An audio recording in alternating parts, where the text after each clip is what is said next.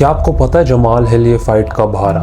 मेरे ओपिनियन में this fight was decided Alex Pereira के वॉकआउट के बाद। अब आप पूछ रहे होंगे कि भाई क्या बात कर रहे हैं, फाइट तो ऑब्वियसली राउंड 1 में ही रुकी थी।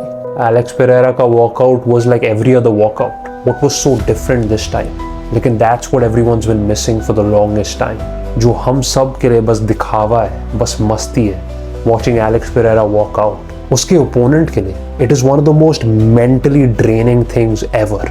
And that is exactly what I want to talk about in this video. I think हम सब वॉकआउट्स को इतना अंडर एस्टिमेट करते हैं। The power that it holds, the control that one man who is walking out has over the entire arena and millions of people watching around the world.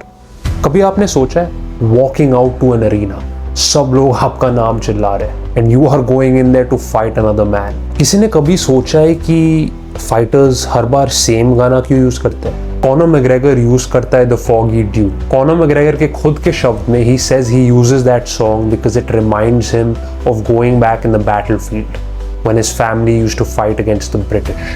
Alex Pereira के लिए these are tribal chants. उसके जो ancestors है, उसके जो लोग हैं, जहाँ से वो आता है, it's a representation of who he is. And specifically I think Alex Pereira के लिए I think those chants, जो उसका crazy सा song है, इतना scary, I think it just takes him to a dark place. A dark place where he cannot let his people down.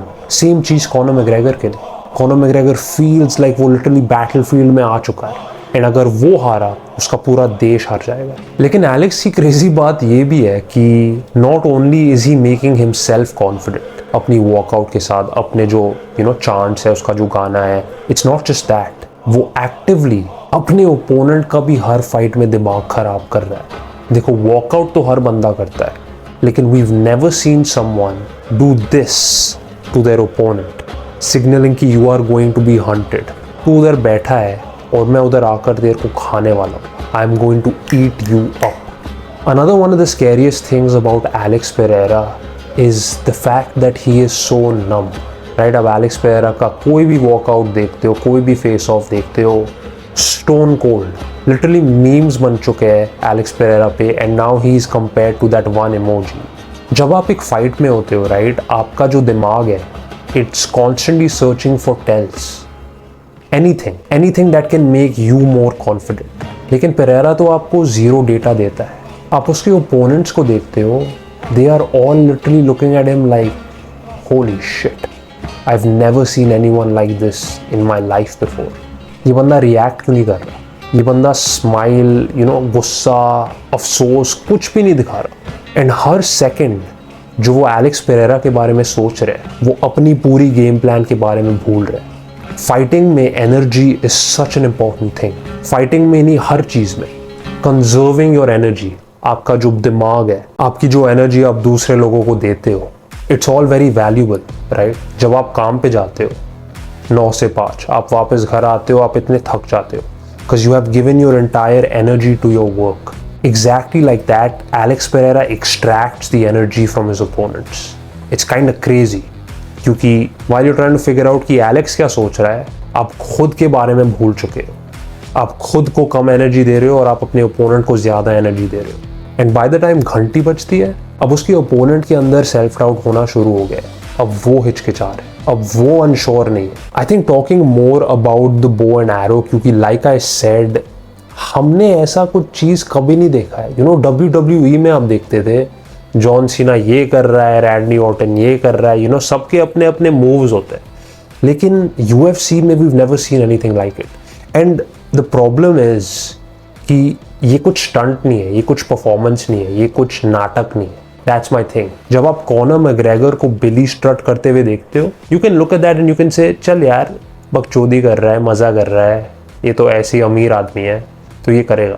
लेकिन जब Alex Pereira bow and arrow करता है, मेरे को लगता है जेन्युइनली उसके दिमाग में it's just killing this other person in front of me, hurting this other man.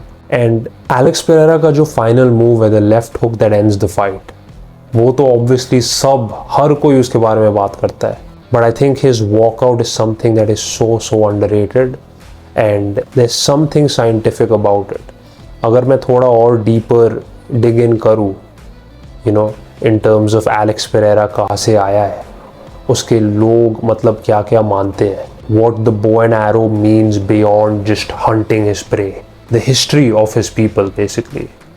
I'm sure मेरे को बहुत बहुत कुछ मिलेगा. I would love to make a deeper video on this. Let me know अगर आप लोगों को actually देखना है.